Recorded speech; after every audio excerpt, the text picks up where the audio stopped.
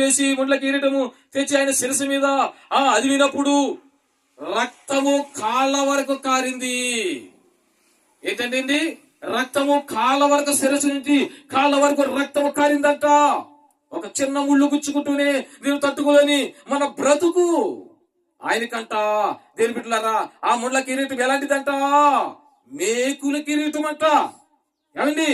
మేకుల కిరీటం అంటే దేని బిడ్డలారా, మొత్తం శిరస్సు మీద ఎదిగినప్పుడు శిరస్సులోకి దిగిపోని మేకులు, శిరస్సు నుంచి అరికాలు వరకు రక్తము, ఏక రక్తధారం అనేది దైవజనుడు దేవదాసయ్య గారు. శిలువ జానంకు వెళుతున్న ప్రతి బిడ్డ, నీవు ఆయన రక్తంలో జ్ఞాపకం చేసుకుంటున్నావా? ఆయన శిరస్సులోంచి కారుతున్న రక్తంలో జ్ఞాపకం చేసుకుంటున్నావా? ఆయన కాళ్ళలోంచి కారుతున్న రక్తంలో జ్ఞాపకం చేసుకుంటున్నావా? ఆయన చేతుల్లోంచి కారుతున్న రక్తంలో జ్ఞాపకం చేసుకుంటున్నావా? ఆయన పక్కలోంచి కారుతున్న రక్తంలో జ్ఞాపకం చేసుకుంటున్నావా? ఆయన ఒళ్ళంతా కారుతున్న రక్తమును జ్ఞాపకం చేసుకుంటున్నావా? జ్ఞాపకం చేసుకో.